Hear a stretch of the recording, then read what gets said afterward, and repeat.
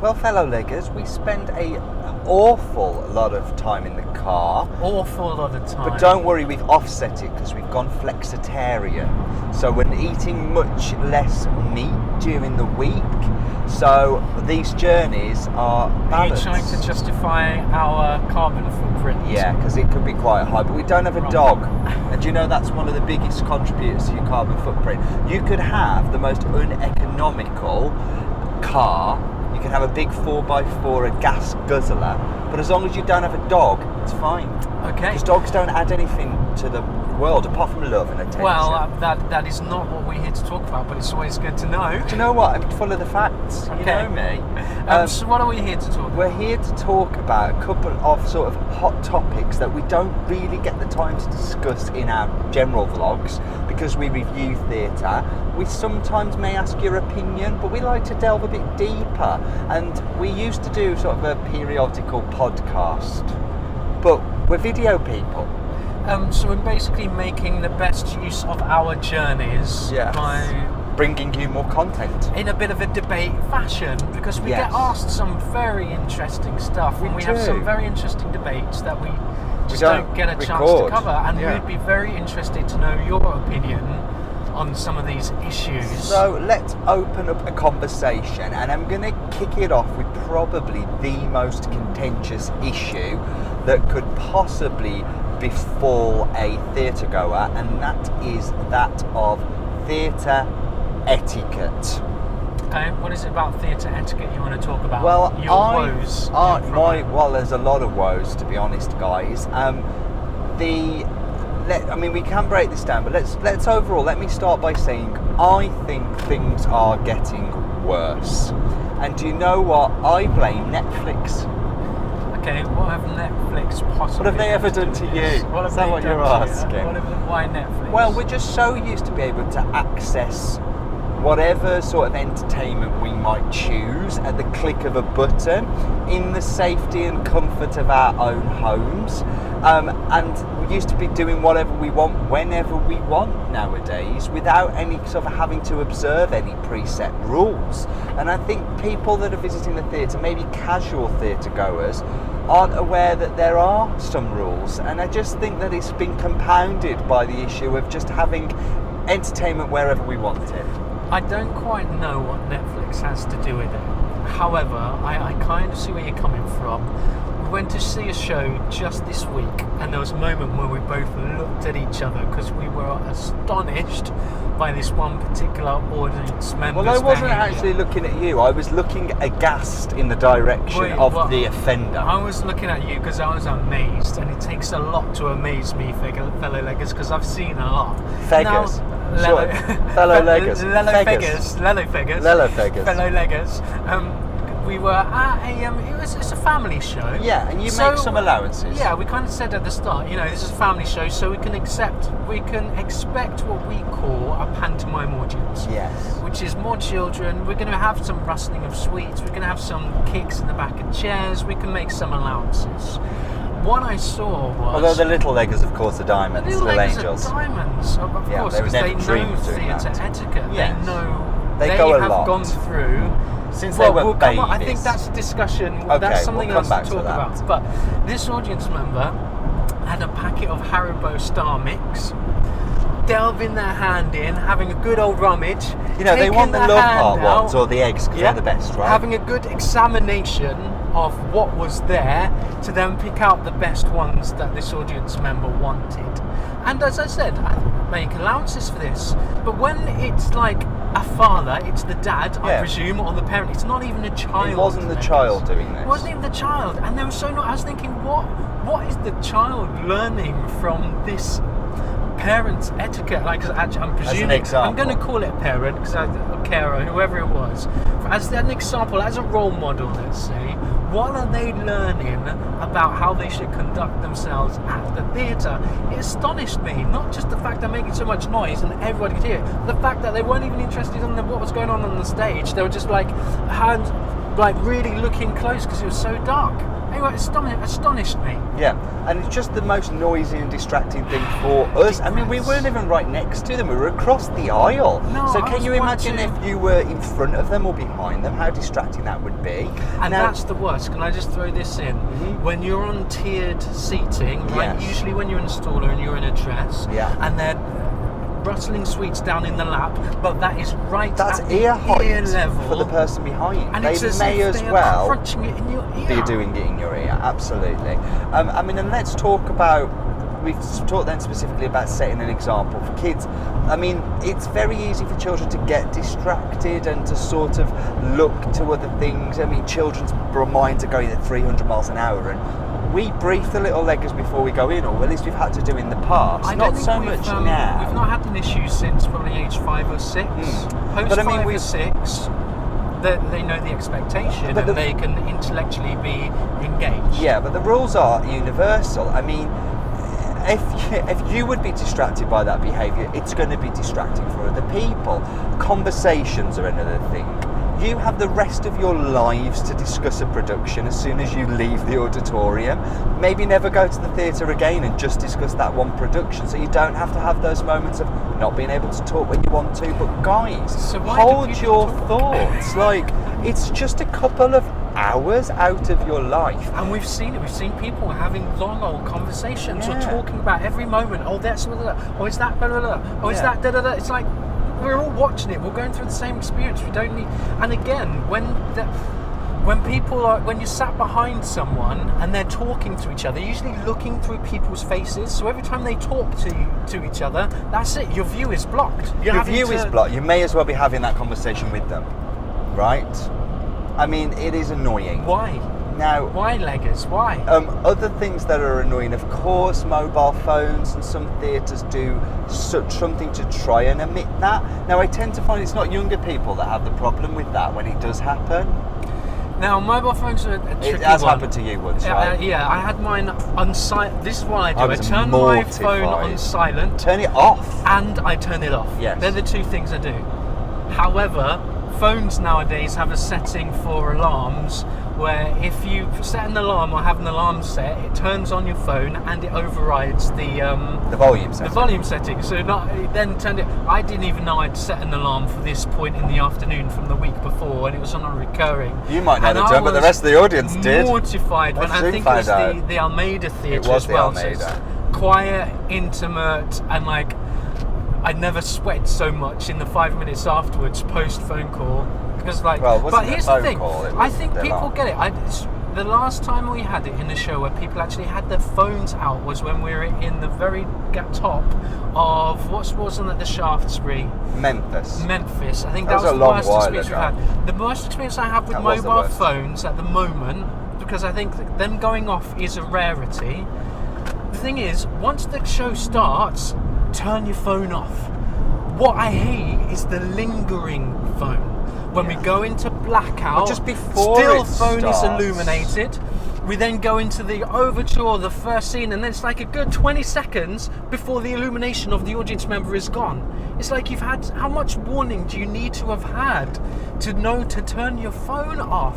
It's the lingering phone that really grates on me, Leggers. Yeah. This is like therapy. My- Is this what this is meant to be? My phone is well off at least 5 minutes before, sometimes as I enter the auditorium, which I think it probably should be, right? I mean, Seat Plan's a great website where if you take a picture of the stage from your seat, you can upload it on there and help other people make an educated decision. That So is usually great. when So we're we allowed sort to of take try a and do photo that. of our ticket Yeah. and of our view, so Yeah. we can upload to Seat But Plan, that's it. check it out. then it is goes it off. seatplan.com.co.uk? Yeah, Seatplan maybe. One of those, .com. check those out. And how does it work in terms of the incentive system for that? And they give you, if you upload a picture of the ticket and then a picture of your view, or you post a review, they give you around 40 pence worth of credit to spend on a theatre token. Which you kind of redeem when you get to, is it £10? So Yeah. it's worth doing. If you're a regular theatre goer, Mhm. make sure you do that. I mean, we You'll be take the saving pictures, but we money. don't often find the time to upload them. No, we've got a huge backlog. Yeah, they come of- in a batch, really. Anyway, but yeah, mobile phone users, I don't have it too often, but then I like I was saying, I guess it depends where you sit and for what show. Mhm. because Memphis was the worst we've seen. I mean, they were filming throughout the show. Every time Matt Cardle opened his mouth, someone was there to record it. I had to go and report to the usher, two people. I mean, how much do the front of house staff do? In your experience, do they get involved enough? Do you feel you can approach either the audience member that is exhibiting a bad etiquette well, or I think the we need front to of talk house? about that. Well, what have you done, Leggers? Yeah. Have you confronted people? I do you will admit, do the British thing? I was a big fan of the the passive-aggressive stance until quite recently. So if someone was there rustling a sweet packet, and it was really annoying, I could see other people around me getting sort of angered by it, rather than address them directly and say, actually, your behaviour is quite disruptive, could you please stop? I would just go, does anybody want a sweet? Does anybody want one of these? Because they're making such a song and dance about having them. And that was sort of my go-to position. Or I might say, like, oh, it's something. Just kind of. I remember years ago seeing Shrek the musical at Drury Lane, and somebody on Twitter, tweeting whilst the show was happening. Yeah, through the show. And I remember saying to them, has something happened? Like, is something going on Twitter that's more important than the fact that we've all paid money to sit here and watch a show? And that was how I address it. Nowadays, thanks to you mainly, I'm much more direct. So I will say to the person and feel competent enough. You've got to be careful, Leggers, that you don't cross over into aggressive. It's a fine line, guys. Culture, theatre is a cultured place of education and discussion, I feel. So you just got to talk to people. Yeah. So we'll tell them why their behaviour is poor and what we think they should do to rectify it. Approach it directly, because I think a lot of the people, from my experience, people aren't aware of the impact they are having on others. Yeah. And whenever I've approached it directly, they've apologised and they've resolved it. Yeah. But even somebody tried to. Some lads. We went to see lads. Again, it was a teenage, kind of like an adaptation of a teenage book. Yeah, it was Noughts and Crosses. College students in, a lot of sixth formers, fifth formers, I imagine. And I kind of thought already, here we go, we're going to have one of...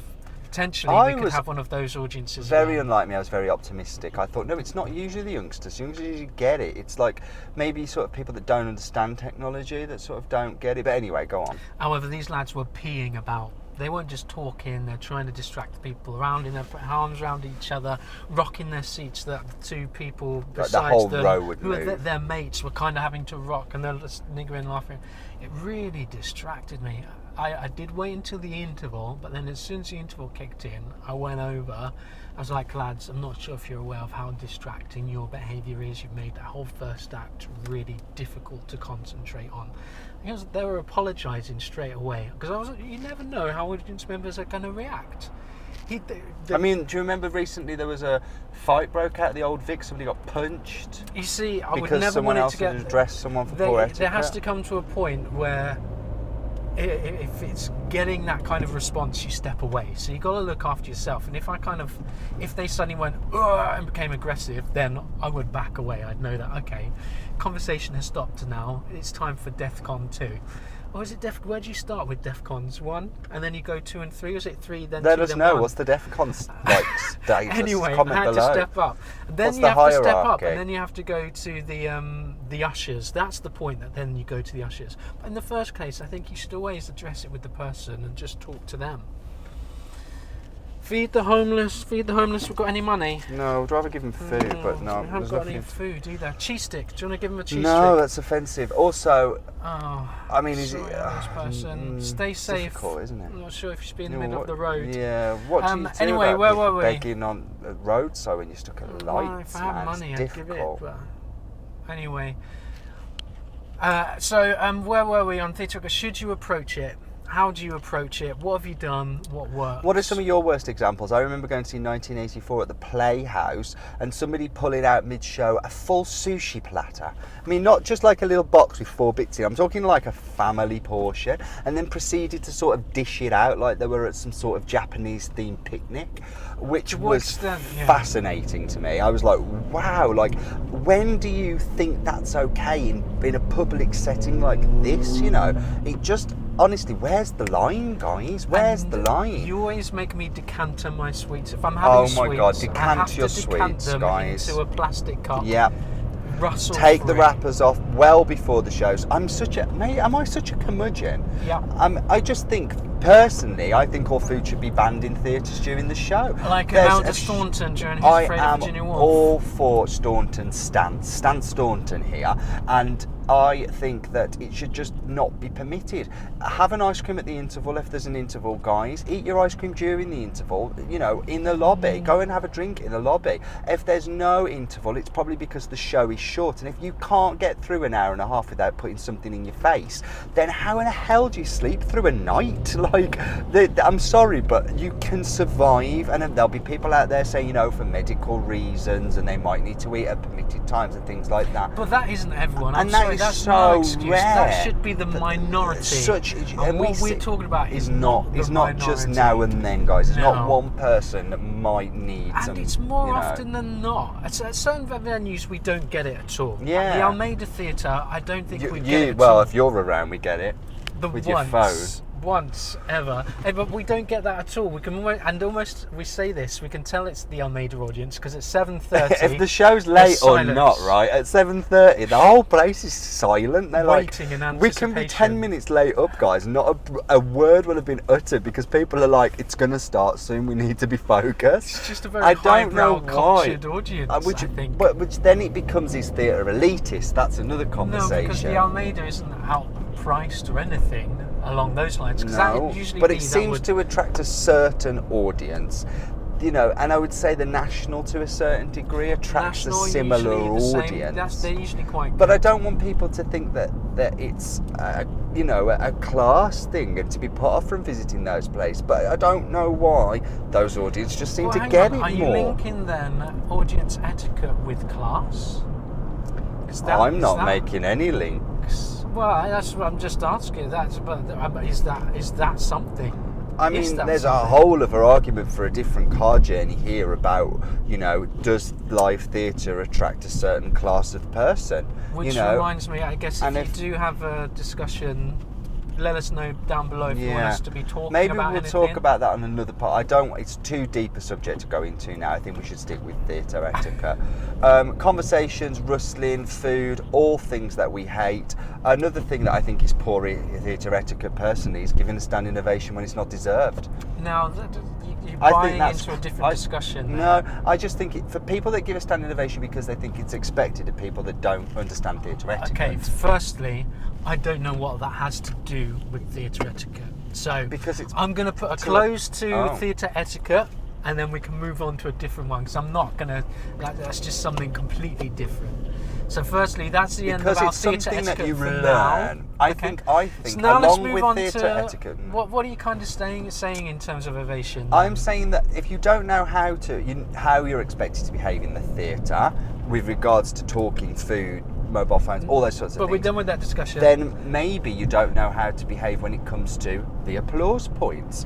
You might think that it's normal to stand and ovate, and that's sort of the minimum, the bare minimum. Problem is, where do you go from there? I don't think that is. I think the two are completely separate. I think for some people, they think a standing ovation is the norm. No, because they've not learned anything else. Well, maybe for some people it is, but I think that would be a very small minority.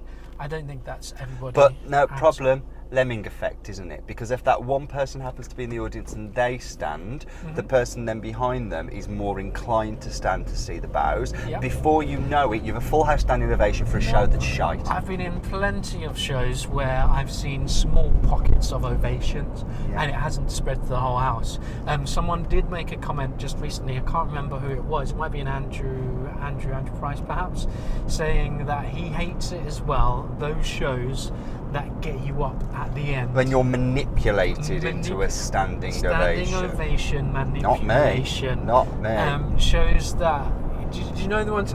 I don't want to stereotype, but more often than not, it's kind of jukebox musicals. Yeah. And then they get you up. Go on, everybody up on your feet. So then you're. And then they bow while you're up. And then they bow. Clever, that, isn't it? So then you can say standing ovation every night. That looks good on a poster. I think it's fine to not stand if you don't want to stand. But I guess your point is that then if you don't stand, Your issue is that you then miss the bows. Yeah. Because you make I almost want to say a political stance. I You're like, do. I am not Yeah. standing up. I am not giving in. I to the will want of to the show rest my of this appreciation audience. for the cast, but I mean, sometimes I have left the auditorium as people have stood and then they're giving their bows. Technically, you're standing. I will- because you're walking. I'm and walking you're standing. out and getting You are out of there as quickly as I You're possibly out of can. your seat, so you have given them an But I don't want ovation. people to think that I didn't appreciate what people have done, and then maybe they will if they think that I'm leaving. But unfortunately, it's just as a result of that forced standing ovation. No, You've had the opposite effect on me, guys. Sorry. And I don't think it happens all the time. I don't It think happens it's a too given. often, is what it does. Or maybe you're just a bit too grumpy too often. 2 and you times should in recent loosen memory I up. can think of, I've left during the bows because I couldn't see them and I wasn't going to stand.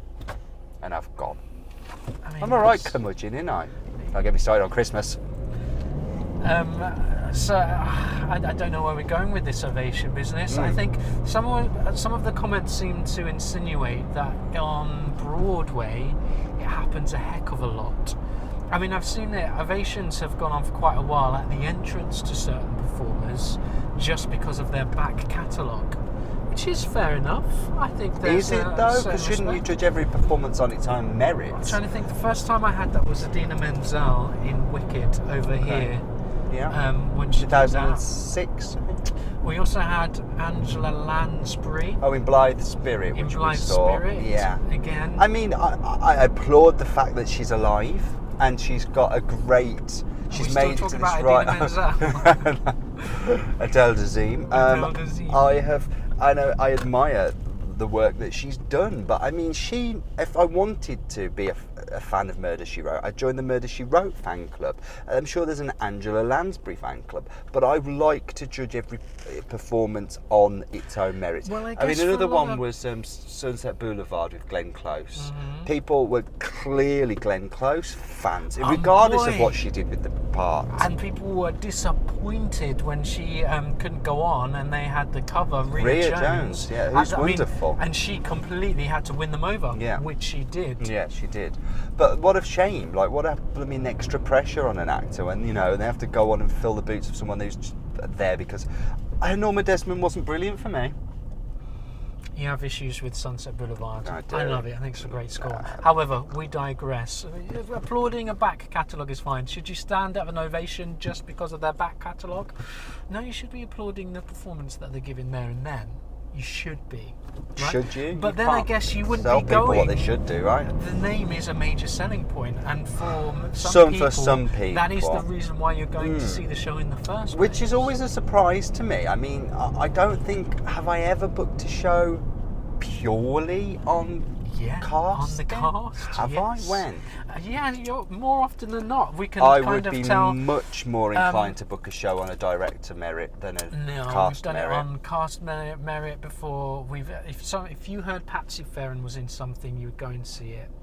If there are certain performers, if we hear they're in it, usually it's part of a collaborative team. It's not usually them in isolation, but usually a good co-production between cast members, director, venue, writer, are all winning ingredients to make us go, okay. But I wouldn't see a show. It's not I wouldn't solely- choose to not see a show because there wasn't a stunt casting. No. If it's a good writer, for example, James Graham, we would drop anything. Yeah, just or to go if and it see. was a Robert Icke production, again, we would go. And he often doesn't cast big names. Yeah, and So- again, Almeida Theatre, we try and see a lot of stuff there. Yeah. Even though it's hit and miss. It is hit and miss, Love-hate but we see relationship. everything now. So I guess it does depend on casting. But ovations, yeah. What are your thoughts, Leggers? Let us know down below. I think we've already come to the end of the discussion for this Yeah, point. just let us know what you think of these car chats. If you want to see more of them, great. If you've got topics to suggest, then we would love to hear from you. Just a bit Yeah. casual, getting to know us better. I guess because this started off as a discussion point, and one of our leggers was doing a piece of work that they needed to submit, and they asked us a discussion point, which we discussed in the car like this and sent off to them to help them complete their Their work for their assignment, yeah. studies, for their assignment. So if there is anything you want us to be talking about, or if there's any burning issues around theatre, not us personally, because we're going to do a Q&A at some point in the future. This is more about general discussion about theatre etiquette. We've got some stuff that we want to talk about, but we also want to throw in your comments and also your questions. Please let us know. We'd love to hear from you. We're the Breaker Leggers, and hopefully you'll be coming on a journey again with us soon. Oh, before you go. Oh, don't stop. What should we call this, Leggers? Yeah, what is should we this? call this? It's kind of a debate. It's kind of a, if you could come up with a catchy name or a catchy title, comment below so we can get some ideas. So what is this? Might not use them, but you know, at least give it. I mean, they've got carpool throw us karaoke. a bone, guys. So what is it? Carpool what? Leggeroke. Leggeroke. I don't know. Anyway, with Breaker Leggers. See you again soon. Bye.